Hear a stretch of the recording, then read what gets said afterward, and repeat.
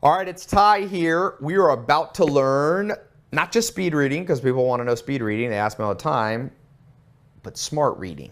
It's a new technique that I've been pioneering as I've worked with literally thousands, tens of thousands, hundreds of thousands, and even reaching millions of people now. So this is kind of a bonus thing that I wanted to do for so long. I'm glad that I've got the time to do. So you may have found me, some of you have bought books from me. You've seen my TED Talk on why I read a book a day and why you should too. Some of you are in the 67 steps system. You're in the investor entrepreneur mini MBA, learning how to grow a business, become an investor and entrepreneur. Some of you are in my invitation only inner circle. Everybody I come in contact with asks me almost always, how can I read more? I think all of us, you and I, both understand the intrinsic value that being able to take in the wisdom, knowledge, and experience of the world's smartest people, whether they be alive and too busy to meet with us in person, or whether they be dead, we still want to know what they know. And you will run into people that say, books aren't important. I suggest you ignore those people because there's no evidence that that's true.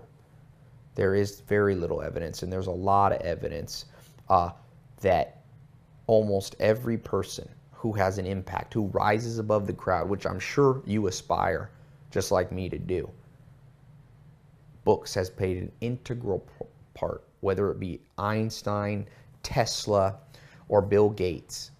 Taking in the knowledge of other people is what Richard Dawkins in The Selfish Gene calls simulation. And simulation is the most powerful tool, maybe the reason that we have such big brains. We have the ability to watch somebody else put their hand in the fire and get burned and go, I don't have to put my hand in the fire because I have a brain that tells me if I do the same thing that that person does, I'll get a result that I don't want. And we learn faster. If you want to shave decades off of your learning curve, because make no mistake, the average successful person takes 12 to 20 years, and many people take a lifetime. But if you ask them, they'll say, well, you know what? Half of that time was wasted doing things that I could have learned from other people. I always say, I remember I was in second grade, and I read a book, I can still vividly remember it for some reason, and it said, the world is round, not flat. And I never second guessed it. It was just a book. It was book knowledge. And I didn't have to prove it. It's like Sir Isaac Newton said, if I'm great, it's because I stand on the shoulders of giants. You must stand upon the shoulders of giants and not waste your life figuring out what already has been figured out. If I had taken my life and was on video here and said, guys, I spent the last 10 years of my life confirming and finding some amazing discovery out for myself. What I found out was the world's round, it's not flat. I went for years on a boat and I tried to get to the horizon. I never fell off. So I realized I could go all the way back to my starting point. I did complex math to prove the math, using angles, that the world can't be flat. I went into outer space and looked down and saw the world was clearly a three-dimensional orb, ball. It's round, guys. It's not flat. You would look at me and look at this video and go, that guy's an idiot. He wasted a decade learning, exploring, trying to prove what's already been clearly proven. And unfortunately, the reason most people don't get what they want out of life is they spend the majority of their life not simulating through the experience of other people, but trying to prove it themselves, making the mistakes themselves. What Dawkins says in that book is that trial and error, trial is costly in terms of time, and too much error is deadly. You can die, whether it be your hopes and dreams, figuratively die, or your physical health. If you don't know stuff, there's tremendous pain associated with that ignorance. And so the upside, though, is that in a world of 7 billion people, of increasing complexity, I just read a book, Riveted, and I read another book, Where Good Ideas Come From. The pace of learning is growing so rapidly that the greatest skill you can have is the ability to get through new material quickly and remember it. Now, this course you're getting access to here is primarily about how to get through it. There's another mini course that I do on memory. This is enough here to handle. Focus on this for now, and you can, get access at another time to the full memory and recall. I will talk about how to increase your memory and recall of what you read in this course, but I've got some even more advanced stuff. But don't worry, just going through this right now, and if you follow what I've laid out, 6 or 7 techniques that you must follow, you will see that naturally the speed with which you read, the quality of books that you read, and the recall will all increase. And most importantly, we're not reading just to read. The quality of your life will go up. I'd like you to take 67 days, the next 67 days, and take a reading challenge. Follow what you're about to learn, and then answer back to me, because I've done this over and over, and without fail, everybody says, wow, this has revolutionized my health and understanding my body. I'll be in shape, lean, fit. This has revolutionized my bank account. This has revolutionized my social, love, friends, family, and romance. And my happiness is up from having understanding. Not only are you going to be the smartest person in the room, but that's not important. It's not about showing off. There's always someone smarter and someone dumber. But more importantly, you're going to become somebody that can improve your own life. And you'll be able to keep up with the pace of knowledge that's out there in the world today. The highly successful people in the world, for example, the most successful CEOs read on average a book a week, 50 books a year.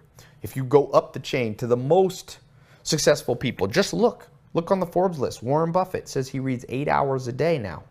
Bill Gates, if you go to his personal site, it's basically a blog. That's literally how he wants to put himself out there, not as the necessarily, the Gates Foundation. I mean, he does do that, and the founder of Microsoft, but he's about books, and he shows you what he read. This is the same throughout history. Alexander the Great traveled with a library. He was personally mentored by Aristotle, but he conquered the world, and in great part, it was due to the mentality and those tricks of the trade that he learned with his traveling library and mentors. Now, hopefully you're not trying to conquer the world literally, but you are trying to find the good life, health, wealth, love, and happiness. You will need mentors. I call that the law of 33%. You will need people 10 to 20 years ahead of you. It's the pattern. Einstein had a mentor that he had lunch with every Thursday. Oprah Winfrey had 2 mentors. Bill Gates had a mentor. Warren Buffett had Benjamin Graham. Mark Zuckerberg had a mentor. Denzel Washington had Sidney Poitier. Mahatma Gandhi had a mentor. The Dalai Lama says Mahatma Gandhi was his mentor. It's a clear pattern of success. Unfortunately, all the great mentors, or many of the great mentors, are either too busy doing what they do to help you and I personally, or they're not alive anymore, or they live too far away. So that leaves us with books. Books not an end in and of themselves, but as a tool to get you health, wealth, love, and happiness. You're about to see a series of videos, and before I get into that, I want to give you the big picture right here. So this is kind of the jump start video to get you going, and then you can watch the rest of them, which will be step by step, a little bit more in depth. But the first thing to know is that book right there, I'm just picking a random one I've been reading, Jack Welch's book, Winning. I'm going to give you kind of all the components really fast, and then I'm going to explain them in the subsequent videos, right? I'm going to give you the big picture because I hate when people save all the good stuff for later. So the first thing is, what's my reading ritual? I have 3 reading rituals. I read morning, lunch, afternoon. I set intervals. I like 15 minutes in each interval. That's 45 minutes. I have a timer. I have my book. In the mornings, I read classic, The Soap of the Brain. At afternoon, I use it to take a nap. I read a how-to business relevant to my career or relative to my health. Something that gives me a tangible. The morning classics are more big picture philosophy. I get technique Then at night, I read biographies to help me go to sleep and to give me courage. We'll talk more about that in a second or in the next videos. Then I get the book. I have a certain amount of ingredients I have with each book. Obviously, the book is the first one. Secondly, where I'm sitting, I like to not sit, if at all possible. Daniel Lieberman, the Harvard professor, says sitting is not part of the natural physiology of the human body. So the best is to lay down, put your feet up, or that's my preferred technique, resting while my feet are up. So I got that set. I can't always do it because sometimes I eat at the same time. But when I can, like in bed for lunch, taking a nap, or at night, I put my legs up. Then I like to have a bookmark, and I use fancy ones like this napkin that happened to me. I use whatever. Then I use a simple black pen so that I can just take notes. I take notes right in the book. Never be afraid, in my opinion. I write right here. I just circle the big concept, and occasionally, if it's amazing, I'll write a few words in my own words here. Then I also sometimes write the best stuff in the back, but we're going to get to more on how to do that. I'm just giving you the big picture. Okay, then I like my iPhone. If it's a great book, I'll buy it on my iBooks too, so that I can take my most important notes by highlighting them with my finger here, and then they're stored forever. So if I happen to lose the book, I'll have them here. That's optional. I'm just telling you what I do, okay? Then I have my timer on my iPhone. You can have any kind of timer, your Android or a real timer. I set it. I divide how many minutes I want to read per day. I like to read 45 minutes minimum a day, so I divide it in 3 intervals, 15 minutes a pop. I set that thing for 15 minutes. I've got this book. Boom. I've got parameters. Now for 1 or 2 seconds, I think, what's the end game goal of reading this book? Okay, I was reading this book because I wanted, like management. I needed how to, I'm hiring a lot of people, so I go in there with intention and I go, I'll be good to just get 1 nugget. This guy, Jack Welch, built a company, added $400 billion in net worth to the market cap of GE. I'm not going to learn everything this guy learned in 40 years building a $500 billion net worth for a company in 15 minutes, but I can get 1 golden nugget. So then I start by the table of contents. I read the nuggets. I read the jacket. I want to know why I should trust Jack Welch. That unlocks the authority bias in your brain, so you'll learn faster. I read the jacket. I read what other people say.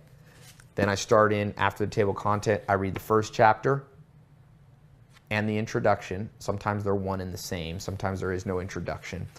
But I find the introduction, first chapter, and then I move to the last chapter. Then I come back to the table of contents and say, which chapter will most fulfill what I'm trying to get? In this case, it was learn about management, and I'll read 1 or 2 more chapters depending on how much time I have. Now, I do know how to speed read, but what you're learning now is what I call smart reading.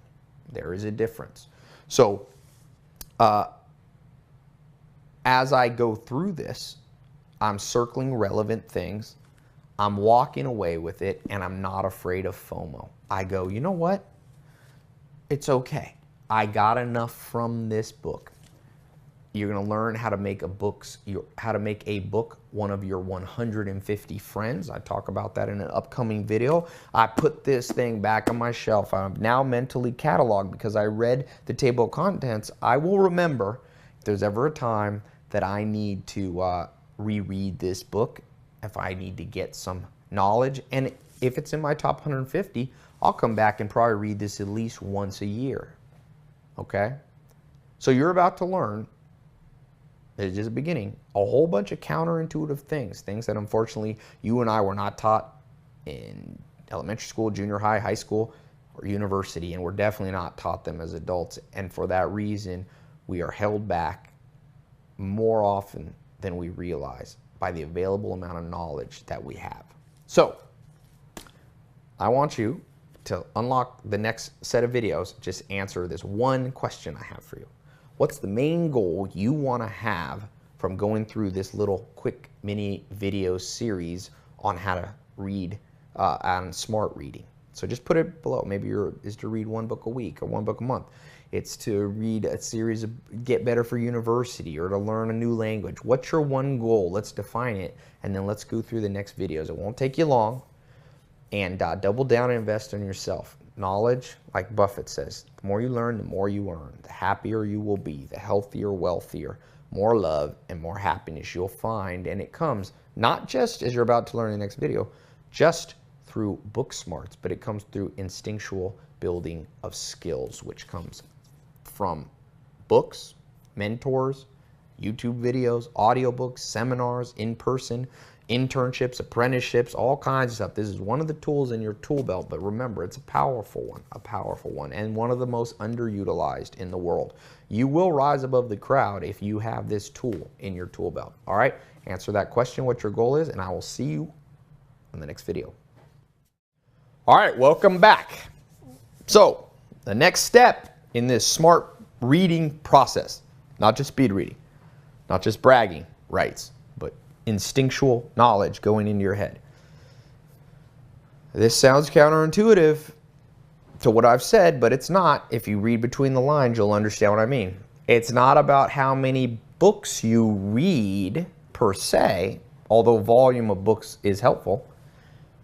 But I'd much rather meet somebody that says, Tai, I want you to invest in my business. I say, why should I? You say, well, in the last 10 years, I've read the best 150 books of all time over and over and over again, to the point where I've nearly memorized those 10 most important books about health, wealth, love, and happiness, or those 150 books most relevant to the business. Or I meet some person that says, oh, Tai, I read a book every day. I read, Twilight vampire stories, and I read this. I want a person who's focused on the right books. So it's not only volume of books, although volume is important. If you only read 2 books over and over, I believe that won't give you the breadth of knowledge that you need. You need to be eclectic enough.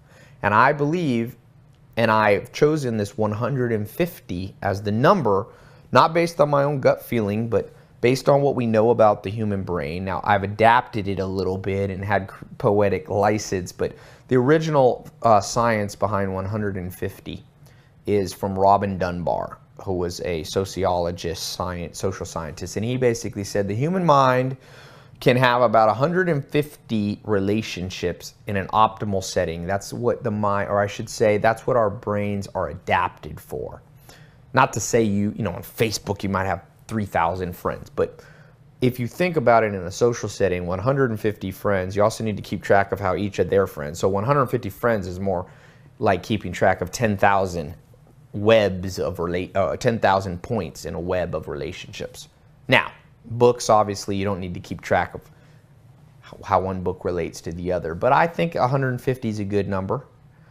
That gives you, if you divide up the books you read, and these are nonfiction books, you could read some, if you like some entertainment, that's okay too, but 150 books, mostly nonfiction, a few fiction, key fiction books, that you compile a list, okay?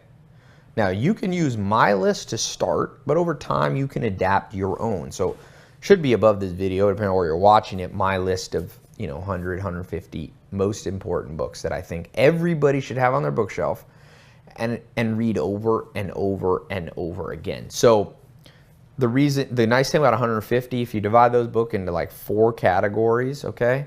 Books on health. So that gives you about 30, 40 books on health.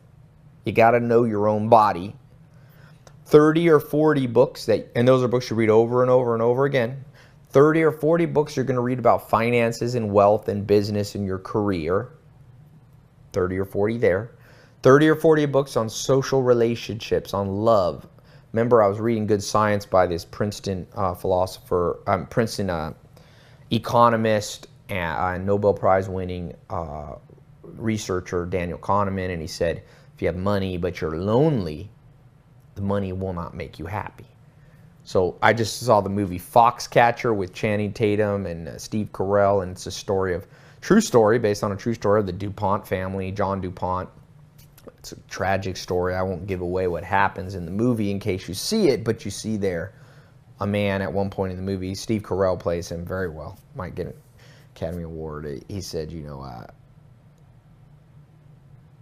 I only had one friend growing up.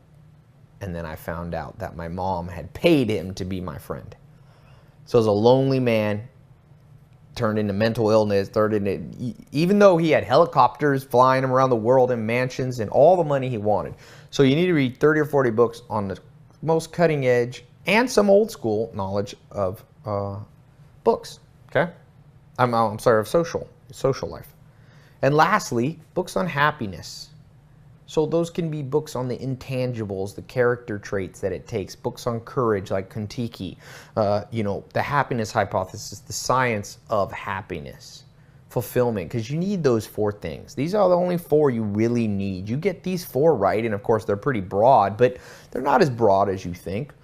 Then you can add in other books, but 150 books. Now, there's good precedent for this among amazing people doing big things. I found it interesting in this book about Jeff Bezos and how he built Amazon that he would walk around with a tattered copy of Sam Walton's book, Made in America. He had a notepad and written it all up and read it over and over to the point where, what did we say about Dalai Lama? That it became instinctual. The business characteristics that had helped Sam Walton build Walmart and build a personal net worth of $160 billion, $160,000 million Sam Walton had. That Jeff Bezos was humble enough to get a $5 book, his autobiography or Sam Walton's autobiography, and read it over and over. There's a clear precedent for that. I've read the Will Durant books over and over since I was about, I think, 16 or so years old. So for you, the lesson, what I'm talking about now in the next component in smart reading, it's not just volume. It's repetitive reading. And the way to think about it, or the way I think about it is, what would you rather have? A life where you have 150 friends, business partners, acquaintances, allies, personal trainers, right? And you go deep with them. Like, you've invested in their life and they've invested in yours. And I just had a friend have a heart attack and I saw his Facebook wall, people following up and caring about him. And I know that makes him feel good and helps him recover. So for you, the same relationship must be created with books. We talked about it earlier in the other component, FOMO, fear of missing out. If you have the mindset that you're going to just read a book once and then put it on the, give it to someone else or never pick it up again, then yes, fear of missing out by doing the smart reading techniques that I've been teaching will be an issue, because you'll go, well, I missed I'm reading the Way to Wealth by Benjamin Franklin. I only got 1 golden nugget and then I put it down, and what about all the other 10 nuggets? But think about your friend. You meet somebody for the first time. You have a spark of commonality. You see them as, man, this is somebody I like. Think how you do it then. One of my best friends I ever met, Herman. I met him in North Carolina. We were at a party with a mutual friend, Begonia Caballero. I remember her name. And it was her birthday party, and we met, and they were playing board games or something at this party, and me and Herman ended up on the same team. And we started winning because we both, I forget what the game was, we were both good at it. And it was like, this guy reminds me of myself. So then I remember being in the kitchen and we were talking a little bit. And then I don't even think I got his phone number or followed up. But we were just like, hey, it was good to meet you. And I left. A couple months later, I was trying to get in the nightclub business, and I was at this salsa club. Forget the name of it. And he walked in. And I walked up to him and I said, hey, man, you're a guy from the birthday? Yeah. So we slowly built a friendship. The first time I met him at Begonia's house, I didn't bombard and go, give me every piece of nugget that you ever have. What's your name?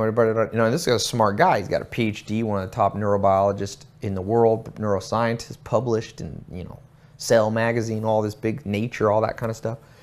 But for him, it was a process over time. So I want you to think of these very important books, these 150 books, as allies and friends that you will build a long-term relationship. You will go deep, not shallow. And in doing that, you don't have to worry about FOMO. When I met Herman the first time, I didn't have to go, I got to get every piece of info because I'll never see him again. No. over time, you get to know them better and better and better and better again. Alexander the Great conquered the world. He had his library of books, and they didn't have ease of access to books. And he was personally mentored from 14 to 16 and a half when he was a teenager by Aristotle. And he kept Aristotle's books. Of course, he had them in person. But he listened to them over and over and over. And that's, again, going back to what the Dalai Lama said. That allows you to have level 3. These things then become instinctual.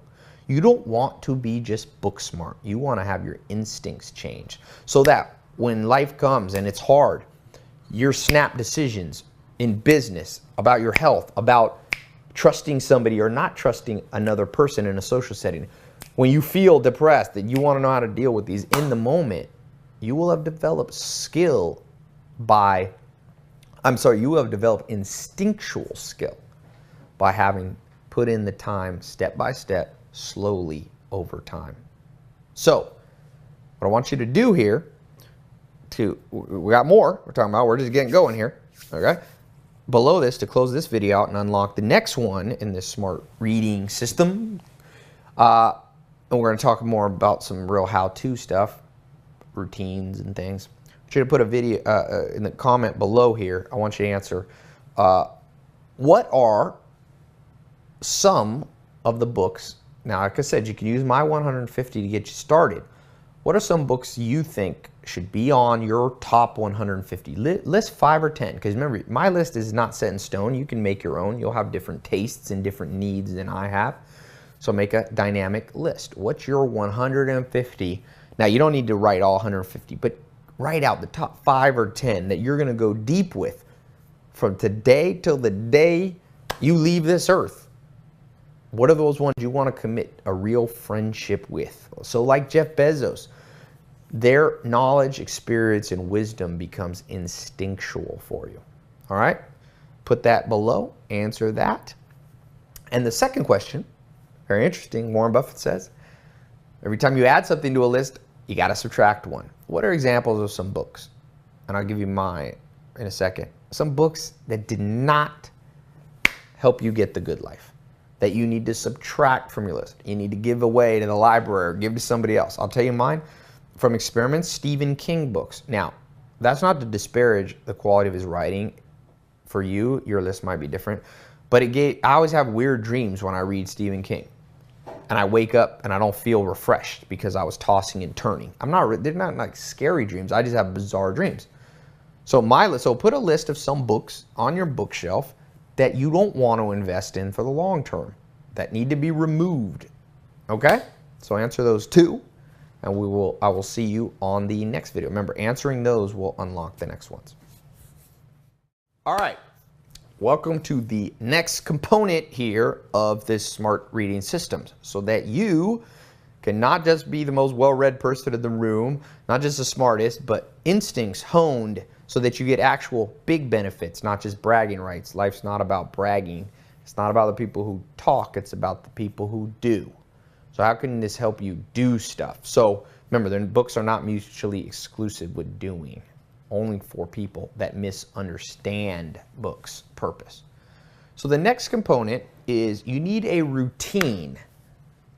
Okay? I'm going to get to here coming up in videos on specifics on how to read, but I'm setting up the philosophy. Philosophy always comes before technique.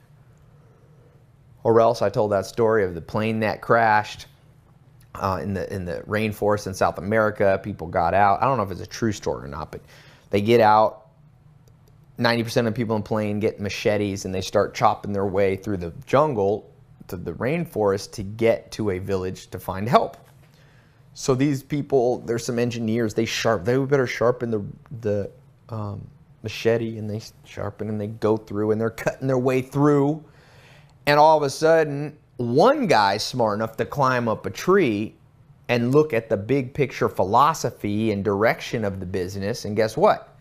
He says, hey guys, all you guys cutting cutting a path, you're cutting it the wrong way. The village isn't this way, it's that way. Now all the ones on the ground got mad because they're like, oh, they were just good at technique. Ooh, we're cutting at 45-degree angles perfectly. I know how to sharpen this. But philosophy must come first. You must chop in the right direction. So The next philosophy, the next component here is the routine. Now, the routine and the type of books that you should read. We talked about your 150. We talked about gold mining, reading with intention, the Dalai Lama's principle of, making it instinctual, making deep friendships, quote unquote, alliances with key books in the 4 areas: health, wealth, love, and happiness, 30 or 40 in each category, mostly nonfiction, but some key fiction in there is no problem. I like Steinbeck. I was reading Homer, obviously. I like All Quiet on the Western Front, Remark. These are fiction books. Nothing wrong with fiction, but it's a tool. Don't overuse the tool. Coffee may be good at 1 glass, but 10 glasses of it's going to cause you problems. So same with books. Generally, I like nonfiction. So once you have all that, now we need the routine and a little more specifics on the type of books. So most people just categorize books in 2 ways. So the next component is the types of books. And I mean a little different than what we talked about before. Most people think of books as just fiction or nonfiction, or just categories like health book, wealth book. What I want to now talk about is subtypes. I believe there's about 3 types of books that you need to read continually. There's the classics. Okay, there's classics. Classics are books that have stood the test of time, that are at least 50 years old and highly respected. I love if they're more than 100 years old. Why?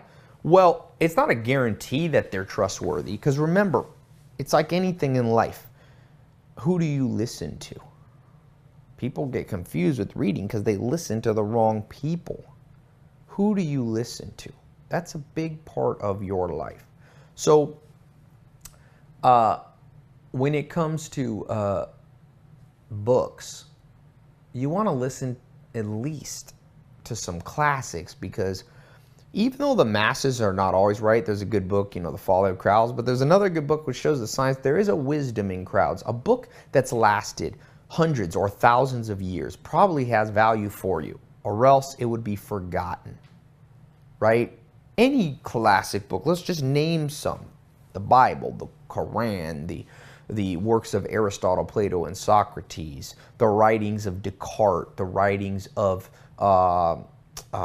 some of the great religious founders, Thomas Aquinas in, I think, the 1300s, the works of newer people like Darwin and Freud, Karl Marx. Even though you may disagree, always read disagreeing opinions. They're sharp people, right? Going back 40, 50 years, Peter Drucker business books. These are books, Winning Friends and Influencing People. So books that have stood the test of time, both in the amount of years they've been out and the amount of people that have read them. I call these classics. Now there's some on the, there's some instant modern classics, maybe the 7 Habits of Highly Effective People or one of Tony Robbins' books. Maybe you put those in classics, but I tend to say books that are more than 50 years old. So when you're getting your books in health, wealth, love, and happiness, you want some in health that are classic health books. Like Arnold Schwarzenegger's got a classic. It's not 50 years old, but it's a pretty classic book on health. Wealth, a classic book, like I said, books by Benjamin Graham in the early 1920s, 30s, 40s on the understanding the stock market. That's a classic. Books on love or social, maybe a book by Freud. Has some fascinating things on how humans interact, and books on happiness, the great philosophers. Okay, so Aristotle, Socrates, Plato, the Seneca, Nietzsche, although he may not be on happiness, right? But there's a lot of insight there. So in love and happiness, each of these, you need some classic books. Okay, secondly, B, you need some pure how-to books.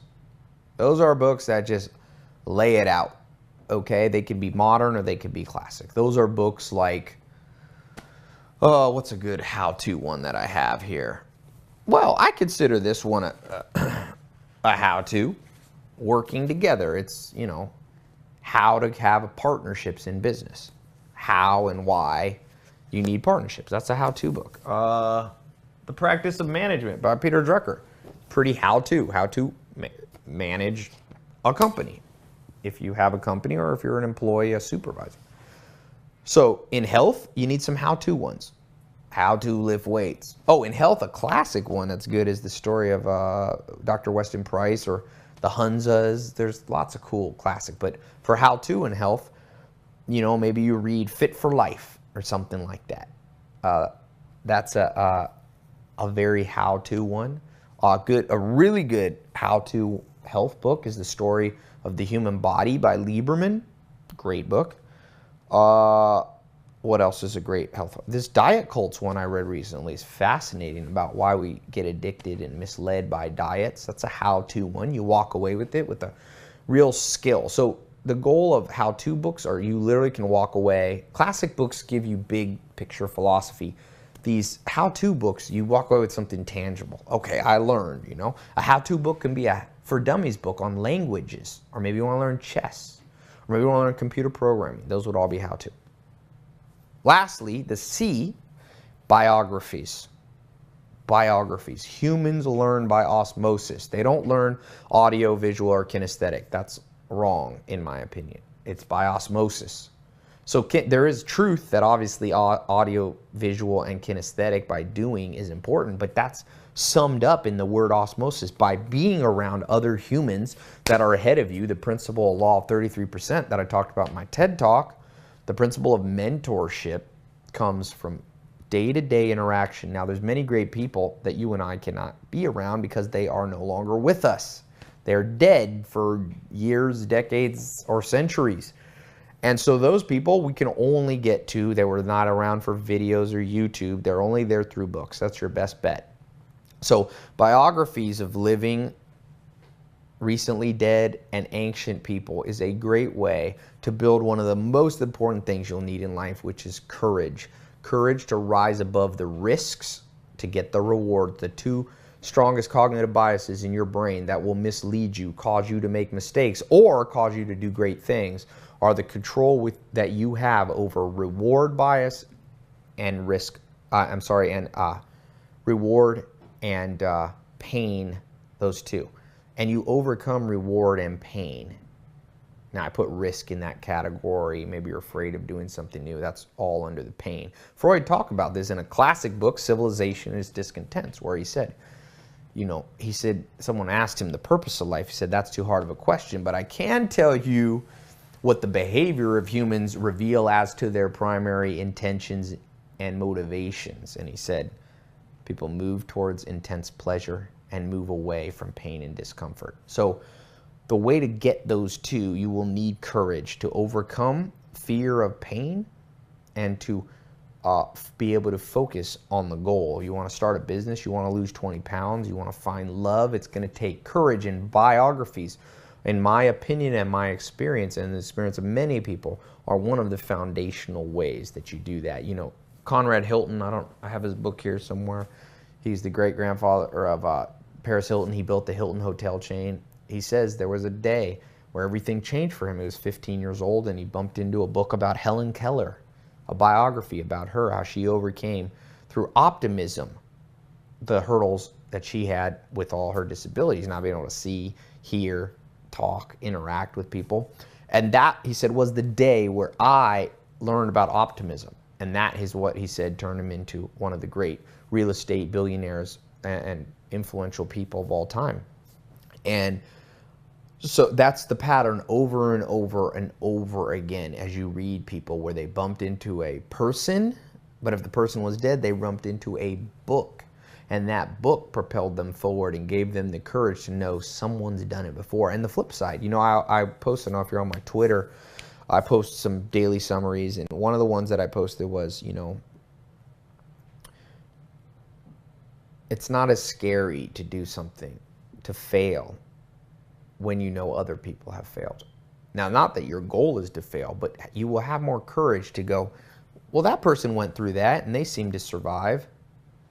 That person started a business and went bankrupt. Sam Walton, the founder of Walmart, made more money than anybody basically ever in modern business. His first business, after 2 or 3 years, he lost his business because he didn't read the lease correctly. and the business was taken over by the landlord. And he seemed to have done okay. That comes through reading the autobiography of Sam Walton. So if you're petrified of having failure, you go, well, I don't need to worry so much, because even if my business shuts down, there can be a great end result for me in the long run. So biographies. Now, we're gonna end. I'm gonna talk about this because this is kind of a long one. I've got a next video coming up, is how to implement that routine. You need a set routine about those 3 books. So we're going to unlock the next video, very important one. I want you to answer a few questions, okay?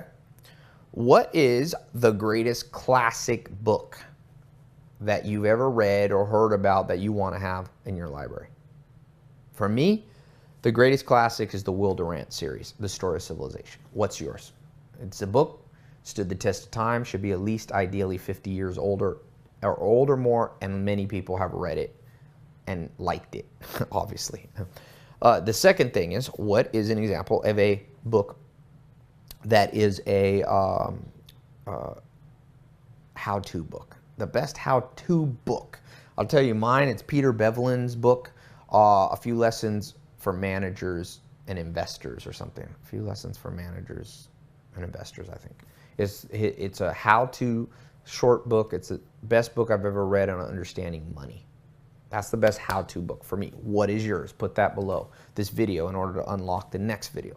Third, and lastly, what is the best biography that has instilled courage in you to overcome the risks and the potential pain to get the rewards that you've wanted in health, wealth, love, and happiness in your life? What is the big one? For me, in terms of biographies, there's many, and it changes over time. Recently, one of the great biographies I've read is Kon-Tiki, and that's, you'll see on my list. It's the story of Thor Heyerdahl, the Norwegian explorer who had the courage to float on a raft across the Pacific Ocean. I've been on the Pacific Ocean in a big boat. It's a very scary ocean, and he went across in a raft, and I realized if that man could do that and his team, then probably everything I do that quote-unquote takes courage pales in comparison. There's many biographies. So answer that. Then I've got a very important thing on how to begin now as we get through the philosophy to actually implement the smart reading technique that's going to revolutionize your life. Trust me, books have tremendous power, not because they're books, but because the more you learn, the more you earn, not just financially, but in every other area of your life. So answer these 3 things, and I'll see you in a second on the next video. All right, so we've laid the foundation. We've got philosophy. Now let's get to some how-to stuff. So, practical stuff on reading. Now, we talked about the type of books. We talked about the 150, the Golden Nugget, the focused reading, all that stuff, the Dalai Lama's principle. Now, how do you do it? You know, Tai, enough of that philosophy. Tell me how to do it. Here's how I want you to set up your life. Get a timer. Now, you can start with 15 minutes 3 times a day, but that might be too much for you. So I'd rather you do less. So figure out how many minutes a day you can realistically devote to reading, just like working out or playing basketball or sports or whatever you do, or jogging, whatever you do to keep physically healthy. We want the mind healthy, okay? So what is the first... what is the time you can devote? So let's say it's 15 minutes a day. For me, it's 45 minutes, okay? So I divide it by 3 and I get 15-minute chunks that I'm going to read in. For you, I'd rather you commit to 6 minutes a day and stick to it, okay? 6 divided by 3 is 2-minute intervals. So you're going to just divide it morning, afternoon, night. That's it. So if you devoted 6 minutes a day to reading, divided by 3, that's 2 minutes in the morning during breakfast. I just like to do it during meals or close to meals. You don't have to. 2 minutes in the afternoon and 2 minutes at night. 6 minutes. Okay? For me, it's 45 minutes a day, so I do 15 at breakfast, 15 in the afternoon, and 15 before I fall asleep. So the way you do it, what I like to do, and I recommend start with my way. You can tweak it as you find what works for you. In the morning, I call it the soap of the brain. The soap of the brain, you're going to be cleansed from all the consumerism that's in the world. The average human, you and I, see at least 2,000 advertisements a day. People trying to get us to be the sucker and buy their stuff. It's too much. So the classics in the morning. You read a great work by somebody who stood the test of time before we were in a modern commercial consumerist world. So this morning I read Homer.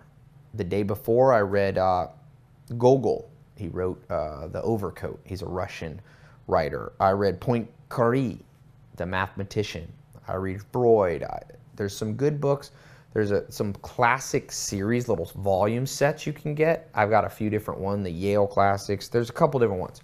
But there where you're at breakfast, you set your timer. If you have an iPhone or an Android or something, if you set devoted to 6 minutes a day, then you set it to 2 minutes. You grab one of your classic books, whichever one's on your bookshelf. Hopefully you're ordering them from Amazon or wherever. You get the book and you go, you know what? I got 2 minutes. My goal today is I'm feeling a little depressed. I need some happiness. You scan the book with intention.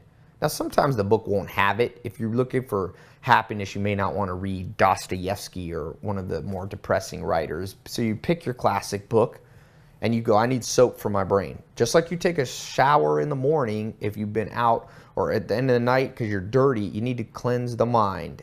And the best way, set that timer, whatever it is, your interval, 2 minutes, boom, 60 seconds, done. It's kind of like doing one set of exercise. So I like to do classics. This morning I did 15 minutes. I read Homer, Odyssey. Then lunchtime.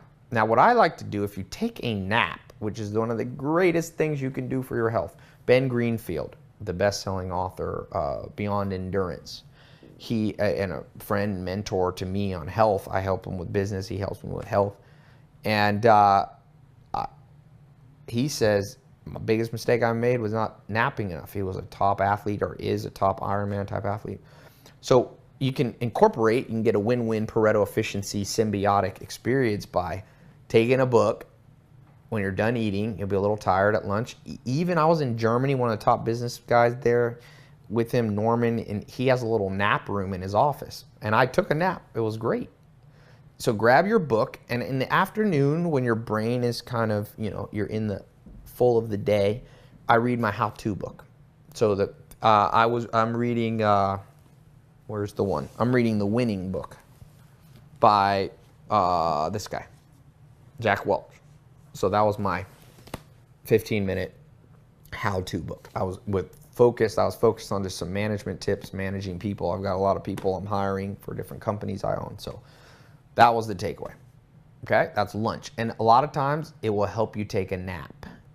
So if you're going to do the nap thing, what I do for me is whatever my reading interval is, I add 20 minutes to it, because it takes me 5 minutes to fall asleep. And if I sleep longer than 15 minutes, I feel groggy. So if I've set myself for 15 minutes of reading, then I'll set my timer. I'll have 20 minutes plus my reading interval. So that's 35 minutes. 20 plus 15, 35. If your reading interval is just 2 minutes, then you could set your timer to 22 minutes. It gives you 2 minutes to read, 5 minutes to fall asleep without pressure, and then your sleep. See, I don't always fall asleep exactly, but I've found if I sleep 5 to 15 minutes, I feel very alive. So, and I got my how-to in. Okay? You can do it at work. You can do it wherever. Get in that habit. I was reading Hillary Clinton's book, talking about top executives, presidential level people, and they're like, you got to learn to nap. Well, one of the great basketball players, I think Kareem Abdul-Jabbar, he advised Magic Johnson, you better learn to nap in this business. You're going to die. So you want to do big things, use this symbiotic napping / how-to. Thirdly, and lastly, at the end of each day, I believe the best way to fall asleep is reading. In the Story of the Human Body, Lieberman, the Harvard professor, also talks about how just laying in complete quiet is a reason he believes a lot of people can't sleep well, because he said our brain's not adapted over generations and thousands of years to work that way. So a little bit of distraction, and I have no problem sleeping. I've always read, and I believe you should read a biography at night. So you notice, if you choose to adopt my way, you're going to have 3 books open at any one time. Now remember, it doesn't have to be new ones. You can do this, the same 3 books for the whole week if you want. Generally, the classic book, I will rotate a new one every day. The how-to one, I might, because in 15 minutes, I might not finish it. The biographies, okay, at night, I tend to read the least speed reading, okay? So I'll talk about that. I'm going to talk about that now. So this is the routine. Next video, I'm going to talk about how to read different books differently, okay? It's a very common question, the SMART technique. You can't read all books. You can't speed read an autobiography or a classic book in the same way you might read a quick how-to book. So this is the routine that I want you to think about. I want you to just try it as an experiment, try my way, tweak it to suit your needs best. So below this video, I would like you to put just 3, I would like you to answer this first question. How many minutes are you going to budget over the next, remember the best habit forming is 67 days. So over the next 67 days, what reading habit are you going to implement? For some of you, hopefully all of you are in the 67 Steps program. If you're not, it's above. It's about how to rewire your brain for success, 1 video a day for 67 days, but you can, alongside it, set a certain amount of minutes. I recommend at least 6 minutes a day at a very minimum. And for now, I suggest no more than 45 minutes because it's like lifting weights. If you start bench pressing 200 pounds, you're going to pull a muscle, hurt yourself, get discouraged, and never do it again. So if you set 6 minutes, then that'd be 3 intervals at 2 minutes each. If you're going to do 30 minutes, 3 10-minute intervals.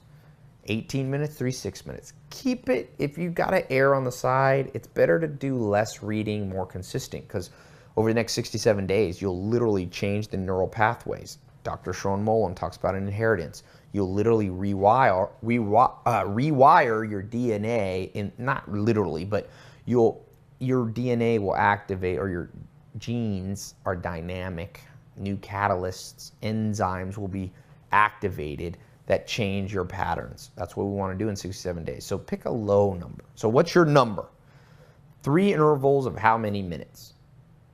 Okay, the second question is, are you going to try the nap technique? Okay, and how many, if so, second question is, how many minutes does it take you to fall asleep on average? Because you got to add the reading time to that. So if it takes you 10 minutes to fall asleep, then I recommend you set your timer to 25 minutes plus your reading interval. So I believe a 15-minute power nap, I've read, is a very powerful one to start with. You can tweak it. So if I sleep 30 minutes, I feel groggy. So for me, it's like 5 to 25 minutes, and I average that to 15. What's your amount of time you want to sleep? How many minutes it takes you to fall asleep? And then add the interval, and that's what you need to set your timer to at lunchtime. At nighttime, do you have troubles? This is the third question now, comment. Remember, you got to answer these to unlock the next video. What is your biggest problem sleeping? Okay, and do you think reading a biography at night will help you? Let me just add, the biography at night should be not too like scary or something. Ideally, it can be even teeniest bit boring, will help you sleep. Remember, books can help you set routines also. So unlock this, and I got a couple more videos for you. We're gonna get to a powerful one on how to read different books, smart. Different types of books must be read differently. Let's get some more technique going, all right? See you on the next video. All right, welcome to the next video. In this one, we are going to talk about a little more technique. We've gone through lots of stuff, some philosophy. We've hit on the routines and the timing intervals and the 3 times a day and the types of book. Now let's talk about the common question that I get. Tai, do you read, Shakespeare with speed reading? Do you read biographies fast? Do you read how-to? Okay, so here's the basic rule. Remember we talked about 3 types of books, classic, how-to, and biographies? Okay, here's the order of speed with which you should try to read. The fastest would be the how-to books. The classic books, a little bit slower, and the biographies, you read the slowest. Why? How-to books generally, now this is a really good one, but a lot of how-to books only have 1 or 2 relevant points for you. The rest is fluff. The publisher is not going to accept a book from an author with 10 pages, right? Even if they only have 10 good pages of information. So they got to put, you know, they have to just say lots of stuff and stories and da-da-da and da-da-da to fill up the pages so they can sell you the book for 20 or 30 bucks. But if you whittle the book down, a lot of it's just anecdotal stories backing up the central thesis of the book. So in a how-to book, you just need to figure out the central thesis and just the part of the central thesis relevant to you. The rest, you know, they're only going to put in stories that back up their own central thesis. So it's not like you're reading a debate type paper where maybe you're going to get new information. No, the information is going to back the central thesis. So that one you read the fastest. When I'm reading in the next video, I'm going to show you some actual techniques on how to read real fast. So, you know, when I read this book, I can read this one fast. It's pretty big type. It's a how-to book. Mostly it's 350 pages. I mean, this one I might be able to knock out in 5 to 25 minutes, depending on how focused I am. I'll show you how in the next, coming up. So, the how-to books I read pretty darn fast. I read them when I'm lunch, falling asleep. It works out pretty well. Classics I read the next, because depending on the classics, like I was reading Homer, sometimes I can read that pretty fast, especially if it's in a version where the English is a little more plain. Shakespeare, a little bit slower, obviously. Darwin and Freud sometimes spoke very clearly. I find some of those great classic people to be very clear. Obviously, some philosophers, if you're reading Wittgenstein or some of these, you know, guys where you're blown away by the complexity. What's the one guy that's so complicated? Oh, I forget. There's one philosopher, a German philosopher that's, Heidegger. Those kind of guys, obviously, you just happy to understand one sentence. But for the most part, classics are read at a moderate pace. So what I generally look for is just reading one section of them. If I only have 15 minutes to read, I'm just going to read one section of that classic work, okay? But you can generally, a good bit of them you can move along nicely. Lastly, the biographies. The reason that I don't want to read biographies too fast is multiple reasons. Remember I said the first video, you got to have the, the first step here. You have to have end game to every action that you take, because, you know, some of you I hope are in my the 67 steps, and some of you are in the more advanced business thing, where it's called my investor entrepreneur mini MBA program. It's for people trying to grow a business, become an entrepreneur, you know, get $1 million business, make 6 figures, make financial independence.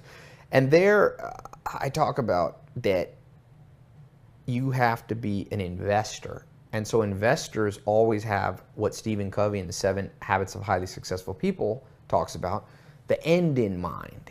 As Seneca, the philosopher, said, the worst thing in life is having a goal and getting it and realizing you didn't want it. Joel Salatin used to say, Tyler, the worst thing is getting good at the wrong thing. So when you read an autobiography with the goal of speed reading it, forgetting that the goal of the biography is to give you courage through a human story that you can relate to, well, then you're doing it all wrong. But once you know your end game goal for a biography is that you intimately being able to almost project yourself into their life, then you want to read it. Then you want to stop and smell the roses and read the descriptions where they talk about, you know, their mom and walking down the street and the flowers. That is the book you read the slowest. And also, since we said the symbiotic end game goal is to fall asleep, you don't want to be too intense late at night reading and, you know, intensely going. It's too much.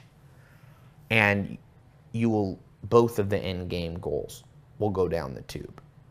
Okay? So I think it's very important that you set realistic goals for your reading. You are not going to speed read. Let me add. You're not going to speed read a biography, but the next component is some people ask me the complexity of books. So there's an element of complexity that has to be factored in. In 15 minutes, you will not read Schopenhauer, Heidegger, or Karl Marx, or Descartes. You're just not going to. So there you got the same amount of, it's kind of like money.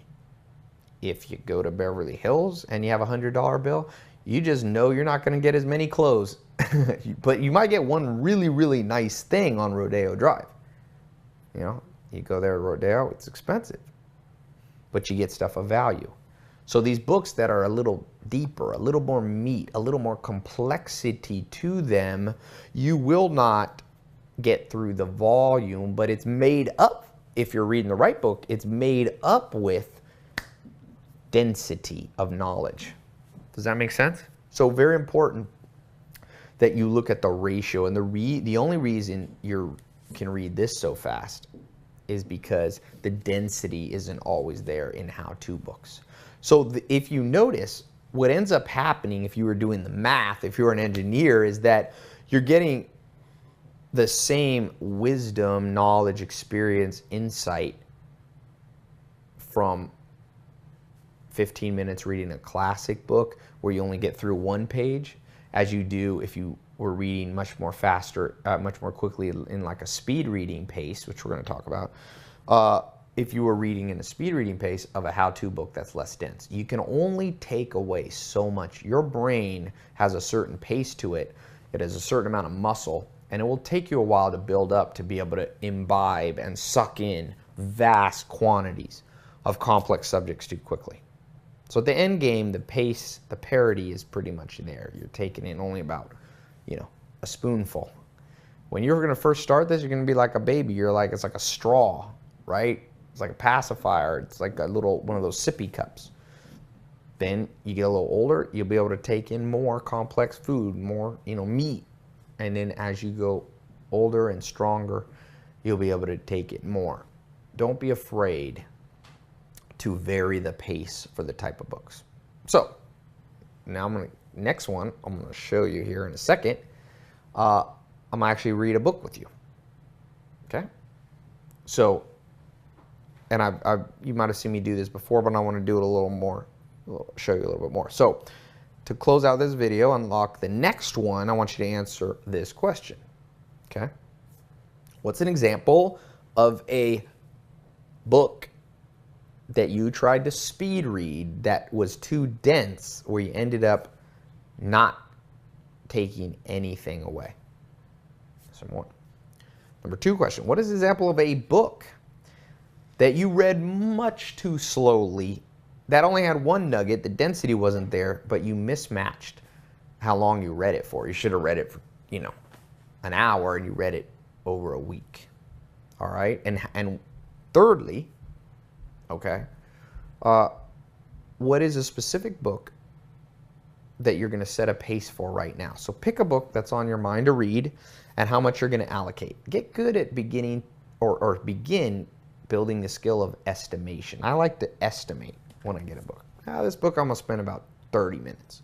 So estimate a book. That's the 3rd question below this video, and that'll unlock the next one. So I'm going to see you on the next one where we're going to talk about actual techniques to go through a book. All right, some techniques, some of the stuff everybody likes. Let's pick a book. Pick one. I don't know which one. Maybe I'll pick one of these. Just happen, whatever I have around me. All right. Jack Welch, self-help category, nonfiction, a book I'd read in the afternoon. How do we get through this bad boy? Well, a couple things, some technique things. First of all, preparation. I like to have a bookmark and I like to have a pen, okay? A bookmark and pen. Why? Well, I like to just circle stuff. Now, this is a paper towel that or a napkin that I happen to be using. I use anything I can. I should have some more formal one. And I've tried highlighters and stuff, but I've just kind of stuck with just pen. And all I do, it's a little hard to see here, but I just circle it. Good points. That's it.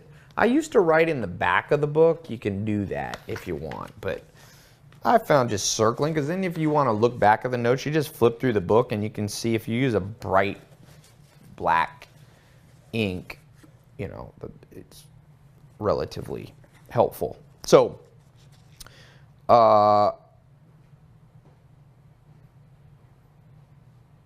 with this book, I'm trying to think how I want to do this because I don't want it to be too boring. Let me actually start. I'm going to make this the first video. The intro? Yeah. Okay, so it's going to combine the intro and then this one, or is this? No, I'm going to make this the first one. Okay. Let me think how I want to do this because I realized I kind of did it out of order. No, I'll keep going. This will be the last one. In the first one, I'm going to put some of the highlights of what they're going to get in the other ones. Okay, in case because a lot of people don't watch all the videos. So if you put all the good stuff at the end, 90% of people never see it. So we'll go back to this. Okay. All right, this is the last video, the 6th one, and we'll record on one. All right, so I want to go a little more in depth. You saw me do this in the beginning, but I'm going to do a little bit more. Take this book. Let's just get in a little more nitty gritty and review in case you forgot. So some practicalities of smart / speed / whatever reading words you want to use. Getting a lot of knowledge faster than you've ever done before. Not just knowledge, but end game results. Instinctual changes in your life. Big rewards. So, like I said, elements you need, bookmark. I here have whatever was in front of me, which was a paper towel or napkin. You need just a black and white pen. You can see that I put my little notes right there, okay? I just circle it. That's all I do. And if it's a really good circle, I'll write next to it right here. I'll write some words, like just key reminder words. They don't make sense to anyone else. They make sense to me. Once in a while, if it's amazing stuff, Joel Salatin taught me this, I'll write it in the last page or the first page, blank page of the book. Like the top 3 things in the whole book. That way I can come back to it later. Sometimes now I will add it on my iPhone in iBooks. I'll buy the book if it's especially good, and I'll also download it so it's easy to highlight and email myself the notes. A bonus tip here that I've begun to do over the last years. That's awesome. So the preparation to read is the book, a bookmark, a pen, a place to sit, or lay down is even better. Sitting's not that good for you, even though I'm sitting right now. Put your feet up, lay back. That's better position for the human body, they say. And sometimes I'll have my iBook notes there with the book that I bought. So that costs a little more because I buy the book twice, but sometimes if it's a good investment in myself. So, technique, as we talked about before, quick review. You start out how? Table of contents. That's my starting point. Every day there's a new question. So how much about hot air about something, the biggest dirty secret, cool and Darwinian. Every brain in the game. It's not about you. The questions that almost got away. It's divided into your company, your competition, your career, underneath it all. Okay? Then I will move to the jacket. Now, the reason I don't always start with the jacket, because not all the books I have, I buy them used. Sometimes I don't have a jacket. But I want to know who I'm reading. I actually read the little things in the back. You know, the quotes. Tom Brokaw gave a quote. I love to read, usually the back jacket, I read that too, because that gives you the why I should respect this person. Jack Welch. Susie Welch. She went to Harvard. Okay, blah, blah, all this good stuff. All right. So then I've read that. So I've done a couple passes already through the book. The next thing is the next pass. How do I do that? Well, if I define my end game goal, which for this book was management techniques, I've read why I should trust this guy, how he built Jack Welch to an increased market capitalization of basically $500 billion. I got respect for the guy. My brain can let down its guard a little. I've read the table of contents. I've got a technique that I love that I'm going to show you. I go to the introduction. If there is no introduction, the first chapter. Inevitably, the introduction and the first chapter are almost always the best parts of the book. And the last chapter. So if you notice, I do my little background round, so it's passes, multiple passes through the book. The first pass is the table of contents, and the second pass is the cover and the bio. The third pass is the introduction. The next pass is the first chapter, and then I go to the last chapter. And you'd be amazed with that smart technique how much you've learned. Now, after you've done that, depending on the quality of books, remember, you're not trying to make friends with everybody, but if this book should be in your top book category, then you move to the next area, which is what? That is where you identify key chapters in the book that you missed on purpose. You didn't miss them on accident. And that last one or two passes are on those things. So in this book, as I was reading this, I know why I should study this book, Management, Grew. There was an interesting thing that caught my eye. He has this a section called Your Competition. Well, I'm in a business where competition is something we want to be good at dealing with. So there's page 165 to 245. So I know there's about 80 pages on that subject. So what do? Well, I don't want to read 80 necessarily, but remember your interval of reading we talked about? So if I got a 2-minute interval, I know I'm not going to read 80 pages. If I still have 15 minutes left, or maybe that's taking me 5 minutes to read the introduction, the back in the table of contents, and the introduction, first chapter, last chapter, maybe that's taking half my time, or 10 minutes. So I know I have 5 minutes left. I'll budget and I'll go, well, let's knock out this chapter on budgeting. That's something I'm never been the best at in business, budgeting. So I go to page 189 and I'm like, there I go. I just read that chapter normal. You can read, it's only 189. It's only 5 pages or 6 pages. So now I don't even have to speed read. Budgeting, reinventing the ritual. Not to beat around the bush, but the budgeting process has to be the most effective. Not that hard, right? Now, we talked a little bit about this before, so let's go a little more advanced. How am I actually reading? How are my eyes moving? So, I tend to be a little more normal than you would think. I tend to read from the top to the bottom, the left to right. I don't totally read out of order. But, like Jeff Bezos talks about in Everything Store about him, I do not always follow that pattern. There are plenty of times, about 30% of the time, where I read just boom, out of order. And then my brain, over time, has gotten used to this, and yours will too, of being able to piece it together. So in general, I'm reading in order, but not always. If a book is like this, per se, and has like little bullets here, and where's the other one here? Then I always read those first. Leaders celebrate.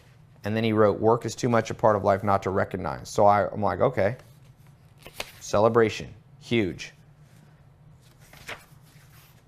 Hierarchies tend to make little generals out of perfectly normal people. So I piece together.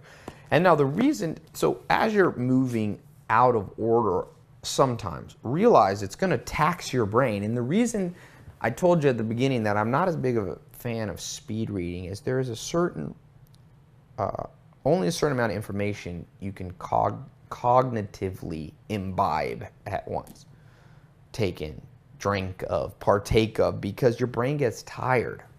So that's why I tend to read in the natural order, because if you begin to read out of order, even though there's some speed advantages, you're actually burning through the fuel in your mental gas tank a bit faster. That's why I said I don't recommend that any weird techniques, any super out of the ordinary. You know, there's techniques of only reading the first word of each paragraph and the first sentence, and I do those at times, especially if a book is not very dense and I really need to get to it. But I avoid those somewhat because I found then I get too tired to remember what I read. Now, I'm not going to talk about it in this one, but I've got a special thing on memory. So depending on if you have access to that, you'll be able to see memory techniques on reading. So I cover that in a slightly, because there's a lot of stuff about memory on, so because I get that asked a lot. How do you remember what you wrote? What we're talking about in this little mini class that you're in these lessons is the specifics on reading. If you do this right, let me say, the recall, you've done 80% of the recall battle because you're not trying to take in too much. You're reading with focus. You're reading with intention. When you read and don't tax your brain too much by reading in crazy patterns, you know, some speed readings are like, oh, you just read with your fingers like this. And I've done that, but I've found you still can only take in a certain amount of knowledge. So your memory will go up in the way that we're talking about now. So to review, just to make this clear, you make multiple passes through the books, focusing multiple passes. You focus on those things that people often overlook, which is the table of contents, which gives you the map, and the jacket, which often gives you the authority to release your brain to go, this is a trustworthy source, because you read about the author and you read praise for the book. Now, assuming that it's not a, you know, they're not tricking you, but this book, you know, they don't have reviews from people that I don't respect, but this guy has Jack Welch, Bill Gates, I'm sorry, he has Tom Brokaw, Warren Buffett, Giuliani, Bill Gates, Fortune Magazine, Business Week. So that literally is an important step to get that authority, or should I say permission, from your brain and give it to the author. That helps you. Then I get to that introduction and first chapter, and then I get to that last chapter. Then the sixth step is I come back and I isolate, depending on how much time I have left, I isolate 1 or 2 chapters I'm going to focus on. And then lastly, if I still have more time to go, I'll kind of find a place to start, maybe back in the beginning, or maybe I'll go to the next chapter. So those are 7 kind of components. There's no exact science. You're going to refine this a little bit your way, a little bit that way. You're going to be a little bit wanting to be like, no, Tai, I don't want to do all that. Don't get rid of all 7 of these. You might skip one of these steps. Maybe you don't want to read, you know, just first and the last, or maybe you want to skip the table of contents. I recommend, for now, try all 7 of those angles to the book. For now, try not to go crazy and do weird techniques and little, you know, people have special devices and apps and eye training things. And that's all good, but remember, you're not, this guy has 40, 50 years of business knowledge. I'm not realistically going to get it in one 15-minute interval, although the more you lift weights, the stronger you'll be with your body. And in the same way, the more you do, the more you'll be able to absorb. You'll be surprised doing this for the next 67 days. At the end of the 67 days, how much more you will be able to take in 15 minutes, or maybe your interval 6 minutes a day. Once you get done with these 67 steps, these 67 days of reading, I want you to up the interval a little bit. Don't go crazy. As Charlie Munger says, step by step you get ahead, but not necessarily in fast spurt. He starts by saying, go to bed a little bit wiser than you were before. Step by step you get ahead, not in fast spurts. You don't need to try to bench press 500 pounds with your body or with your brain on day 1. Bench press 50 pounds or 5 pounds if you're that weak. Read 1 minute a day. Move to 2, move to 6, move to 12. Try to get to 15 minutes. 18 months from today, if you're starting today, I'd like you to read 15 minutes 3 times a day. That's 45 minutes a day. But not today, not tomorrow, not next month. Do it in 67-day increments till you slowly build up 18 months from now to being a machine. If you read 45 minutes a day in the techniques you have learned today, you will for sure be able to get through 50 books a year. And you'll probably be more like 100 books a year. That means 1,000 books a decade. Now, or I should say, it might not be 1,000 new books, but it'll be 1,000 passes through a book per decade. Some of them will be repeat books on your 150. But of course, your 150 book list is always being revamped and a new book dropped in and a new one taken out, better replaced with this, that, and the other thing. So over the course of your life, your career, the prime of your life, you will get through vast quantities of knowledge.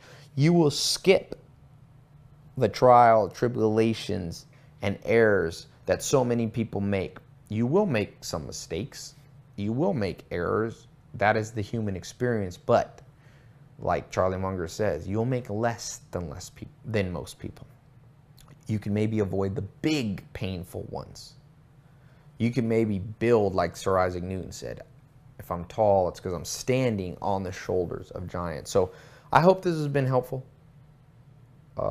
There may be a day when I see enough people a need for even more advanced reading one. What I gave you today, even in this video here, was 7 kind of fundamental building blocks, because there's no reason to show people how to bench press 500 pounds if you're not bench pressing 100. But soon I'll release one. It'll be advanced. It'll be a little more page to page, me showing you some techniques. This is enough.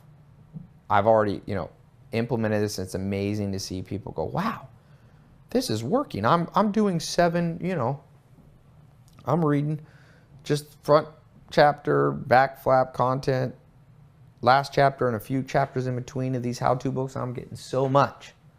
I'm reading and taking a nap and learning skills. I'm getting some classics that are cleaning up my brain and getting great thoughts, the greatest thoughts in history in my brain.